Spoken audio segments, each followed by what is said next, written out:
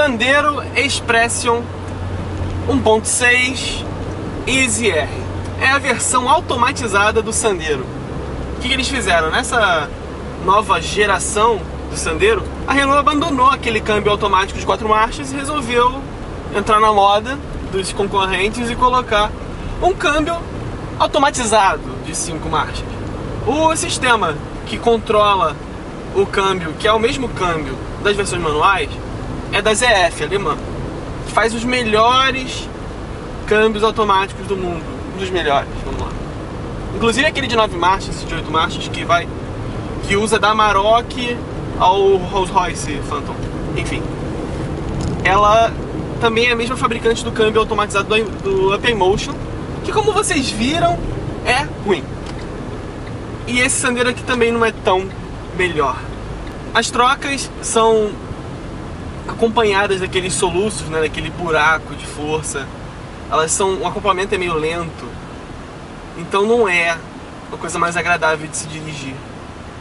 Só que no Up, esse buraco assim de teu corpo ir um pouco pra frente e voltar, isso acontecia muito mais na troca da primeira pra segunda, da segunda pra terceira, e só. Da terceira pra quarta e de quarta pra quinta era tudo mais suave por causa da velocidade, do giro do motor mais baixo.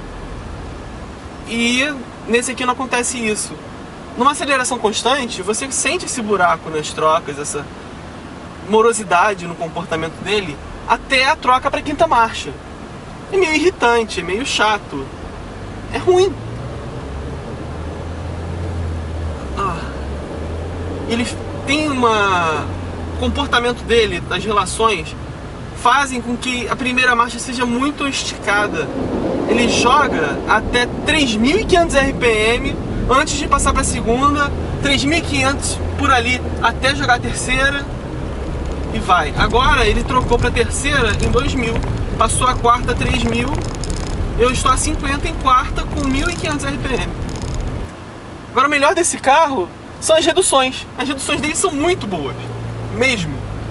O Up, o Uno, eles davam uma vacilada quando você reduzia para fazer um retorno, quando você precisava mudar de faixa e ter aquela retomada para não perder o timing. No Sandero isso não acontece. Ele consegue pensar melhor a marcha que ele tem que estar, sei lá, no momento que você está subindo uma ladeira. Ele não tem aquela de não, ele vai. Talvez por aquele negócio chato, agora não. Foi contra mim. Ele reduziu da quarta para a terceira na hora que eu mudei de faixa, justamente na hora que eu exigi mais força do motor. Ele geralmente bota em método carga, que é aproveitar aquela marcha e aumentar a abertura da borboleta e vamos lá, vamos que vamos. Porque ele tem bastante torque. Mas agora isso não aconteceu. Mas justamente o fato de ele 3.200 de novo, terceira. Enfim, o fato de ele explorar mais os giros do motor é que talvez faça ele ser um pouco mais inteligente na hora das reduções, porque ele termina reduzindo mais cedo. Agora, um câmbio de 4 marchas, por mais que fosse muito ruim aquele do Sandero e do Logan, ainda era um pouco melhor do que esse automatizado, porque ele não desconecta nunca o motor da roda. Tá sempre conectado, então você não tem aquela perda de potência e termina sendo um pouco mais suave, né? Nós estamos falando de um carro relativamente básico, com um câmbio que o encarece em cerca de R$4.000, ou seja, não é tão barato quanto se espera, né, para um câmbio automatizado. Na concorrência é um sistema que custa de R$2.500 a R$3.300. Nesse aqui é o mais caro sistema de todos, o sistema mais caro de todos. Então ainda tá errado isso, porque provavelmente aquele câmbio de 4 marchas antigão não era tão caro. Porque desenvolver um sistema novo e, enfim, e ter que fazer uma nova engenharia para você adaptar todo, né? Agora falando um pouco mais do Sandero, já que nós não temos nenhuma avaliação dele no primeira marcha. Ele é um carro relativamente bom pro preço que custa. partindo de 33 mil na versão 1.0 Authentic, ele é barato para um carro grande e barato também para equipar. Um Express 1.6 como esse começa em 38 mil e já tem ar-condicionado, já tem algumas benesses. Só que aquilo, tem coisas simples também. O retrovisor é pelo joystick, vidro elétrico só na dianteira, atrás tem uma manivelinha, a dança da manivela. Um carro fácil de lidar, fácil de usar, macio. É um carro bom para um computador, é um carro bom para um consumidor mediano, consumidor pouco exigente talvez, que não quer apenas o essencial num carro, uma boa configuração.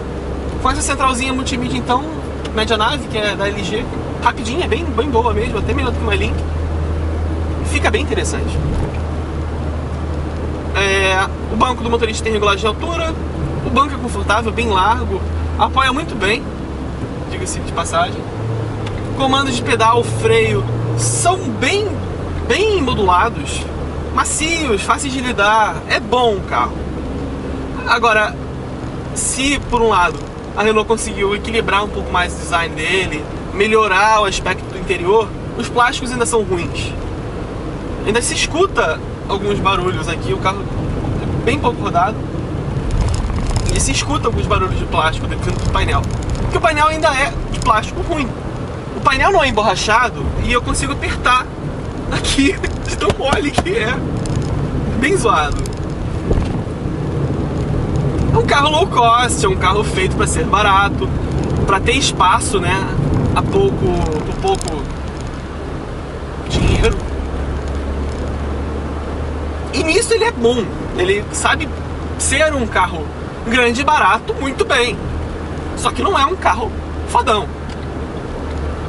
Em termos de comportamento dinâmico, a suspensão ela é meio dura. Eu não sei se é suspensão ou se são esses pneus da Continental que são meio duros, porque provavelmente a culpa é dos pneus também, porque eles são, você percebe numa frenagem, numa arrancada, que o atrito, a aderência deles é um pouco menor, eles são mais duros, o composto deles é mais duro. Tô falando que nem cara de Fórmula 1, enfim. O carro, ele canta pneu fácil mesmo com esse câmbio, ele freia, na hora de você fazer uma frenagem mais forte, ele canta o pneu mesmo tendo ABS, porque é duro, e até o sistema começar a medir a perda, né, de tração, ele termina dando umas cantadas muito maiores do que o normal, coisa do pneu. Isso também é bem fino, canela fina. Mas assim, o comportamento dinâmico dele, numa curva, é razoável.